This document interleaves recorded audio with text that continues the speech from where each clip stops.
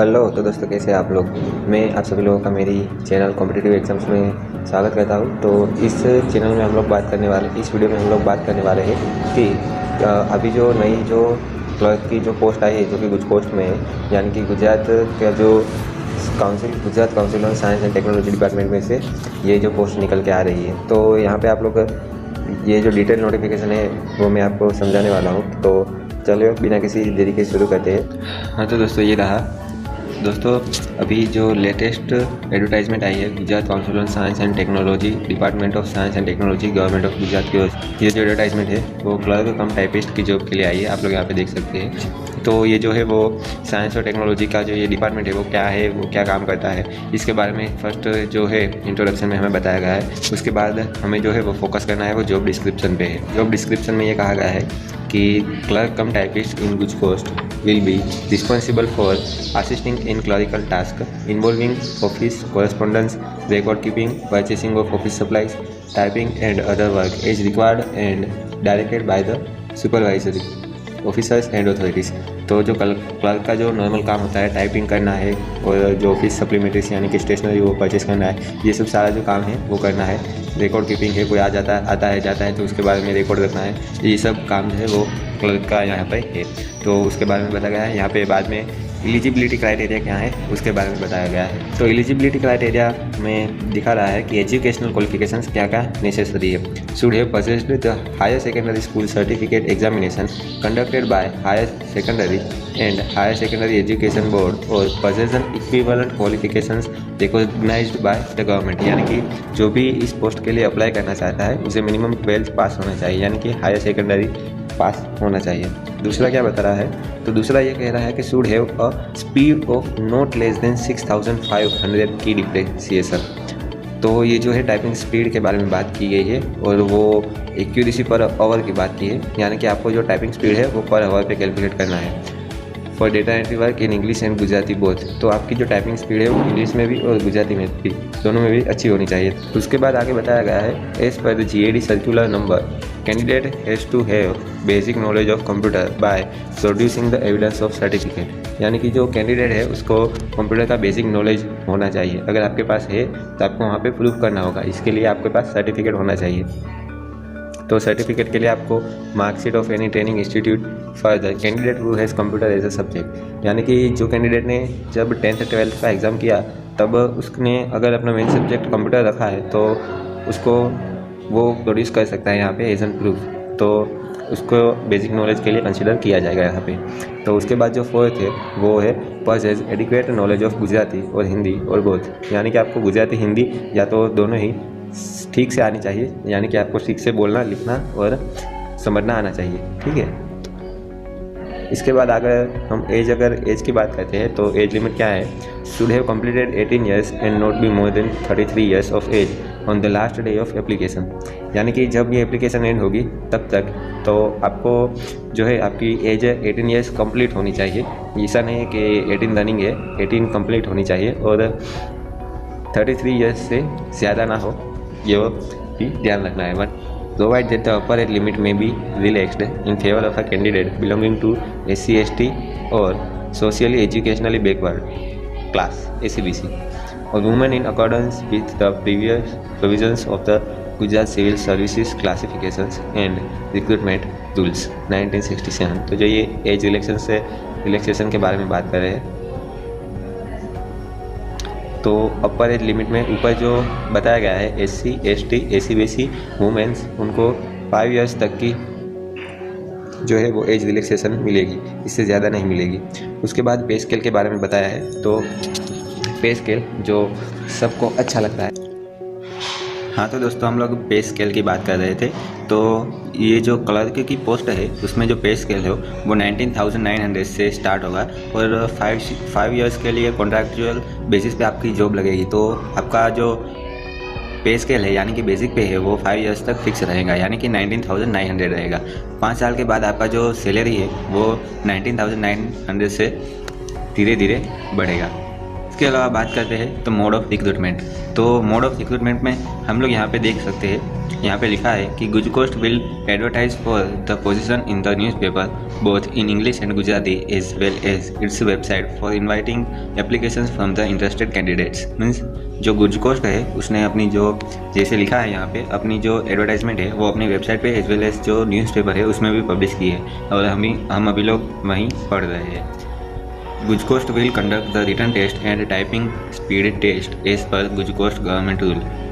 तो ये हमें बता रहे हैं कि गुजकोस्ट जो है वो एक रिटन टेस्ट कंडक्ट करेगा और उसके बाद एक टाइपिंग टेस्ट जो होता है वो कंडक्ट करेगा। और जैसा कि मैंने आगे बताया यहाँ पे हमें बताया गया है a candidate selected by direct recruitment shall be appointed on contractual basis for 5 years as a fix pay of ₹19,950। तो जो डायरेक्ट सिलेक्शन होगा जिस कैंडिडेट का उसका सैलरी जो है वो 19,950 रहेगा। Notwithstanding anything contained in any rule, a candidate selected by direct recruitment shall be appointed on contractual basis for 5 years as a fixed pay of ₹19,950 from the date of his or her appointment on such term and conditions as prescribed by Gujarat government। तो जो direct recruitment के through जिसका भी selection होगा उसके जो rules and regulations है वो गुजकोस्ट और गवर्नमेंट के जो है वो अप्लाई होंगे। The candidate appointed by direct selection shall during his or her stipulated period be required to undergo pre-service training and to pass the post-training examination। तो यहाँ पे हमें बताया गया है कि जो कैंडिडेट है जिसका भी सिलेक्शन हुआ होगा टाइपिंग टेस्ट और रिटन टेस्ट देने के बाद उनको जो प्री सर्विस ट्रेनिंग यानी कि जो ट्रेनिंग होती है वो ट्रेनिंग कंप्लीट करनी होगी। उसके बाद ट्रेनिंग के बाद पोस्ट ट्रेनिंग एग्जामिनेशन कंडक्ट की जाएगी, तो उस एग्जामिनेशन को भी आपको क्लियर करना होगा। A candidate appointed in direct recruitment shall after regular appointment be required to pass an examination और हिंदी और गुजराती और both as the case may be in accordance with the rules prescribed by the गुजकोस्ट और government. तो इस section में हमें बताया गया है कि जिस कैंडिडेट का सिलेक्शन होगा उसको हिंदी और गुजराती या तो फिर दोनों में से जो एग्ज़ाम होगी वो क्लियर करनी पड़ेगी, ताकि आपका जो टेस्ट है उससे पता चल सके कि आपको हिंदी और गुजराती सही आती है या नहीं आती है।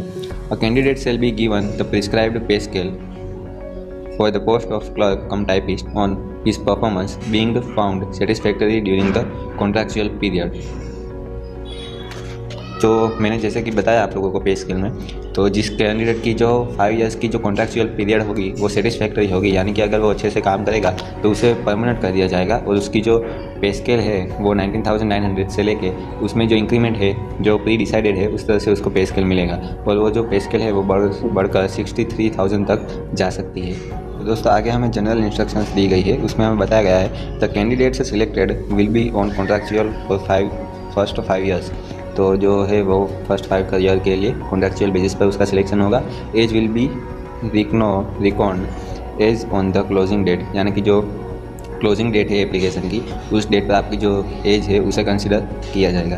तो SC ST और OBC के लिए जो 5 years का एक्सेप्शन है वो भी दिया जाएगा, वो सेकंड पॉइंट में बात किया गया है। अब ये जो थर्ड पॉइंट है वो वेरी इंपॉर्टेंट है, यानी क्योंकि इसमें हमें बताया गया है कि आपको कैसे अप्लाई करना है। तो इसमें हमें बताया गया कि हमें ऑफलाइन एप्लीकेशन सबमिट करनी होगी। तो एप्लीकेशन हमें कैसे सबमिट करनी है, तो यहाँ पे आप लोग देख सकते हैं ये लिखा हुआ है। तो दोस्तों यहाँ पे आप लोग देख सकते हैं यहाँ पे लिखा हुआ है RPAD पोस्ट के थ्रू हमें जो एप्लीकेशन है वो भेजनी है। तो हमें कहाँ पे भेजनी है, तो the member secretary Gujarat council on science and technology, block B7, floor MS building, sector 11, Gandhinagar, और उनका पिन कोड दिया है Gujarat India. And to reach the addressee on और बिफोर द लास्ट डेट, यानी कि आप जो एप्लीकेशन कर रहे हैं वो ये एप्लीकेशन जो आप पोस्ट आप लोग कर रहे हैं उसको आपको लास्ट डे से पहले सबमिट करवाना होगा। यानी कि अगर आपकी जो पोस्ट में भेजी हुई जो एप्लीकेशन है वो लास्ट डे से पहले तक वहाँ पे नहीं पहुँचती है तो आपकी जो एप्लीकेशन है उन्हें बाद में मिलेगी तो उसे रिजेक्ट कर दिया जाएगा। इसलिए जितना जल्दी हो सके आप लोग अपना एप्लीकेशन लिख दीजिए और इस जगह पे भेज दीजिए। फोर्थ पॉइंट में हमें कहा गया है envelope containing the application should be superscripted application for the post of clerk cum typist गुजकोस्ट, यानी कि ये जो आप एप्लीकेशन लिख रहे हैं उसका जो इन्वॉल्व है उसके ऊपर ही आपको ये जो है application for the post of clerk cum typist ये जो है उसको लिख के रखना है, ताकि जब एप्लीकेशन गांधीनगर पहुँचे तो उन लोगों को पता चले कि ये किस पर्पज़ के लिए आई है और उसको सेपरेट जगह पे रख सके। Persons already in service must be submit their applications through proper channel. While forwarding applications of in-service candidates, head of the institute should certify that the applications are free from administrative and vigilance angle, and that no vigilance proceedings are pending or completed.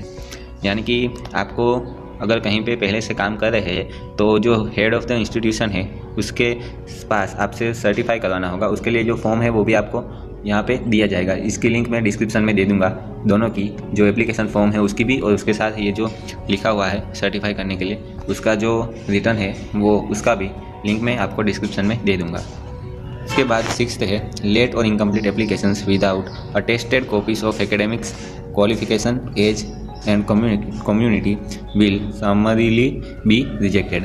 Means अगर आपकी application late है या फिर आपने application तो भेज दी है time पे, लेकिन उसमें जो कॉपीज़ जो भेजनी है एकेडमिक्स क्वालिफिकेशन की, यानी कि जो मिनिमम 12th क्वालिफाई है वो, और आपका एज प्रूफ यानी कि बर्थ सर्टिफिकेट हो सकता है, एंड कम्युनिटी मीन्स आपका जो नॉन क्रिमिनल का जो सर्टिफिकेट होता है, SC ST का जो सर्टिफिकेट होता है वो आपको इसमें अटैच करके एप्लीकेशन को पोस्ट करना होगा। 7th में हमें बताया गया है conveying in any form by or on behalf of any candidate or bringing political or other outside influences with regard to selection recruitment will disqualify the candidate। यानी कि हम लोग जो हमारी भाषा में बोलते हैं कि लागू करके हम पोस्ट को हासिल कर लें, तो ये यहाँ पे नहीं चलेगा। यानी कि अगर आप किसी भी आउटसाइडर को की हेल्प लेते हैं ये जॉब को पाने के लिए, तो आप जो है डिस्क्वालीफाई हो जाएंगे। ठीक है, ऐसा यहाँ पे लिखा हुआ है। DST Gujkost reserves the right to cancel the recruitment for all any of the post without giving any reason।